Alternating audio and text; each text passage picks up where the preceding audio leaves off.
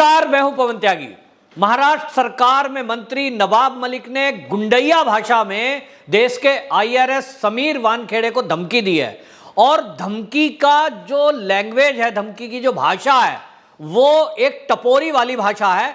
कहीं भी उस भाषा में ये नहीं लग रहा कि नवाब मलिक एक मंत्री हैं, जिम्मेदार व्यक्ति हैं, क्योंकि उन्होंने सबसे पहले समीर वानखेड़े के द्वारा की गई कार्रवाई पर सवाल उठाया। उन्होंने रिया चक्रवर्ती के केस में भी जिक्र करते हुए यह कहा कि उसको भी फर्जी बताया गया था, क्रूज पार्टी भी फर्जी की गई। ये बॉलीवुड को बदनाम करने के लिए कर रहा है समीर वानखेड़े, और यहां तक कहा कि सरकार को भी बदनाम करने की साजिश बीजेपी के कहने से समीर वानखेड़े कर रहे हैं। उन्होंने एक भरी सभा में यह बयान दिया और उन्होंने कहा, दबाव डालने वाला तेरा बाप कौन है वो हमें बताओ। तेरा बाप कितना भी दबाव डालने की कोशिश करे, नवाब मलिक किसी के बाप से डरने वाला नहीं है और तुझे जेल में डाले बिना मैं रुकने वाला नहीं हूं। आज मैं स्पष्ट कर देता हूं, ये आपको बताऊं, सीधी सीधी धमकी दी। और ये बहुत गंभीर मामला है कि यदि कोई मंत्री किसी एक ईमानदार अफसर को ये धमकी दे कि मैं किसी से डरने वाला नहीं हूं। लेकिन सवाल ये है कि नवाब मलिक को डरा कौन रहा है? नवाब मलिक के ऊपर तो एनसीबी की कोई कार्रवाई चल नहीं रही, नवाब मलिक से तो समीर वानखेड़े कोई पूछताछ करने वाले नहीं है।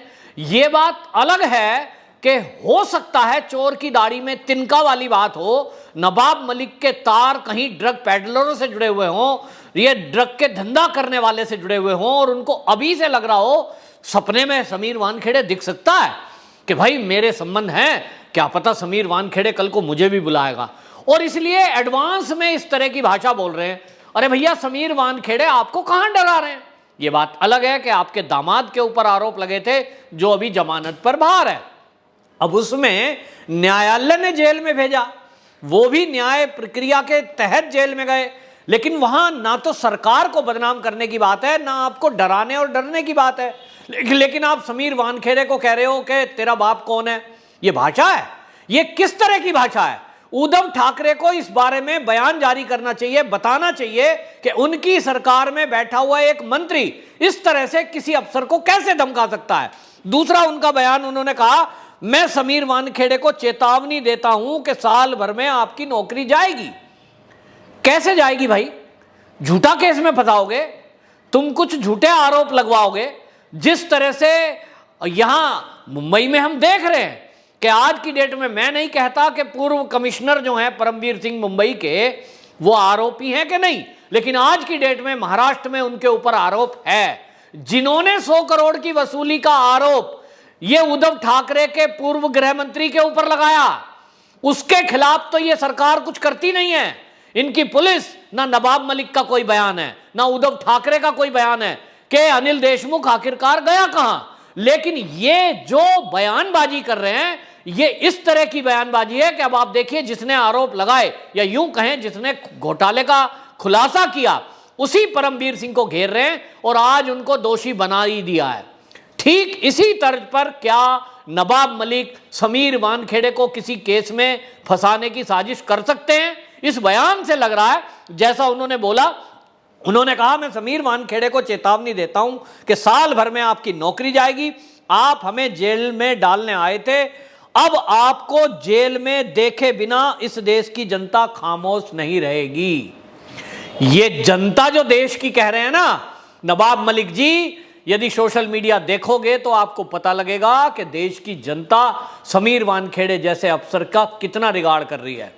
पूरे देश में मांग उठ रही है कि समीर वानखेड़े जैसा अफसर हमारे यहाँ भी हो तो नशाखोर आतंकवाद पर प्रहार हो।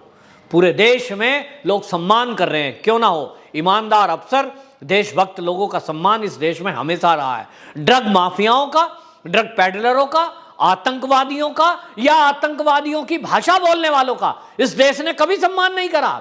तो नवाब मलिक यदि ये सोच रहे हैं कि ये इस तरह से समीर वानखेड़े को धमकाकर, घेर कर, बदनाम कर पाएंगे, और उनके ऊपर आरोप लगाते हैं कि साहब आप दुबई क्या करने गए थे, आप वसूली करने गए थे, इस तरह के गंभीर आरोप लगाए। इस पर आपको बताएं, जब एक मीडिया चैनल ने समीर वानखेड़े से इसका उत्तर जानना चाहा कि भाई इतना गंभीर आरोप नवाब मलिक ने आपके ऊपर लगाया है, आपको धमका रहा है, इस पर आप क्या कहेंगे, तो समीर वानखेड़े ने बड़ा संतुलित और सधा हुआ उत्तर दिया। उन्होंने कहा कि मैं एक सरकारी नौकरी में हूं, लेकिन मुझे पहले यह बताया जाए कि जो मंत्री महोदय ये आरोप लगा रहे हैं और धमकी दे रहे हैं कि 1 साल में तेरी नौकरी खो दूंगा, मैं कौन सा गलत काम कर रहा हूं? मैं अपनी ड्यूटी कर रहा हूं, मैं नशाखोरों को पकड़ रहा हूं, क्या यह मेरा दोष है?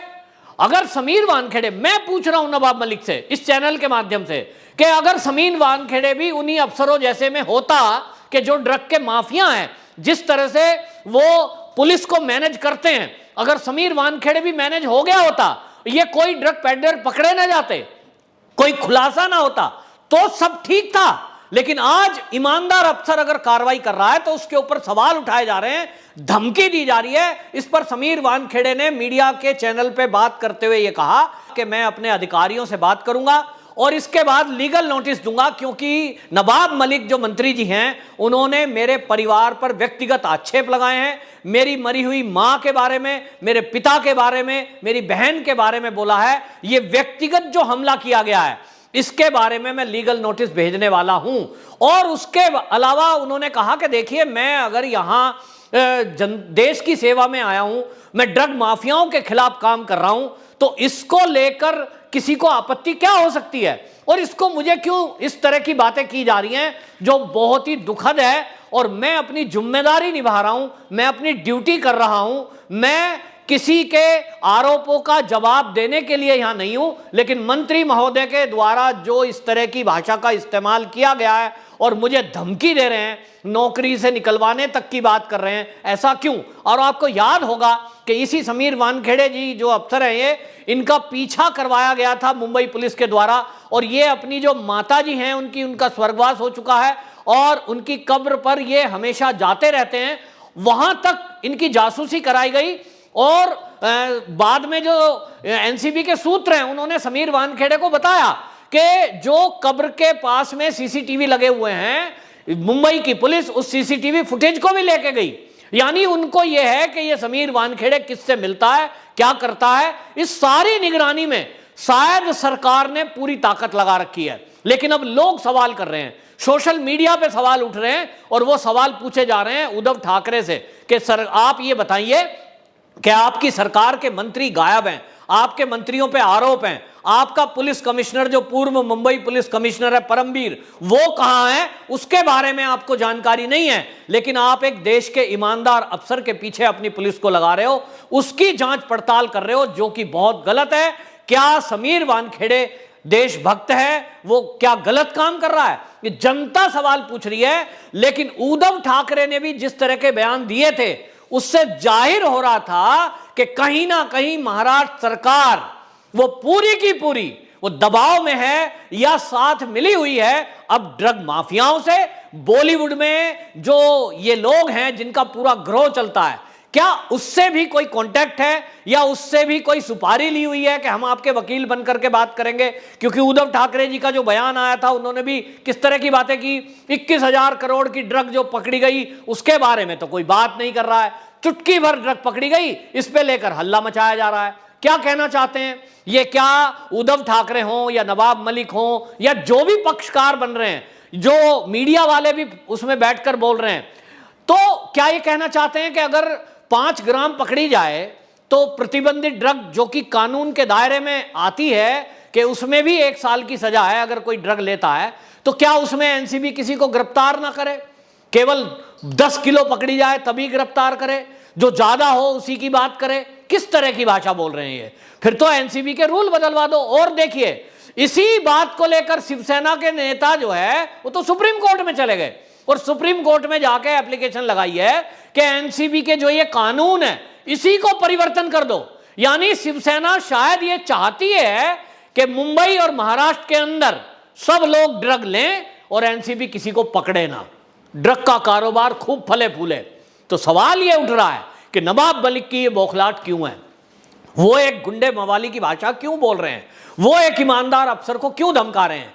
ऐसा लगता है, लोगों का कहना है कि ऐसा लग रहा है नवाब मलिक की जो बौखलाहट है, उनका जो दामाद कुछ दिनों पहले ड्रग के मामले में गिरफ्तार हुआ था, तो लग रहा है कि नवाब मलिक को भी कहीं ना कहीं से यह हिस्सा आता है ड्रग माफियाओं से, ऐसा लोगों का कहना है। अब ये कितना सच है इसकी भी जांच होगी तो खुलासा होगा कि नवाब मलिक के तार कहीं ना कहीं दामाद के जरिए कहीं ड्रग माफियाओं से तो नहीं थे, या इनके दामाद का ही केवल लिंक ड्रग के माफियाओं से था। इस सब की अभी जांच हो रही है। लेकिन समीर वानखेड़े ने अभी कुछ ही दिनों पहले बयान भी दिया था कि नवाब मलिक जी के जो ये बयान है ये द्वेषपूर्ण है, क्योंकि उनके परिवार के एक व्यक्ति के ऊपर एनसीबी ने कार्रवाई की थी। वहां तक समझ में आ रहा था, लेकिन अब जो बयान दिया है ये नवाब मलिक ने, ये सीधा सीधा धमकी है एक अफसर को, और इस पर केंद्र सरकार को संज्ञान लेना चाहिए।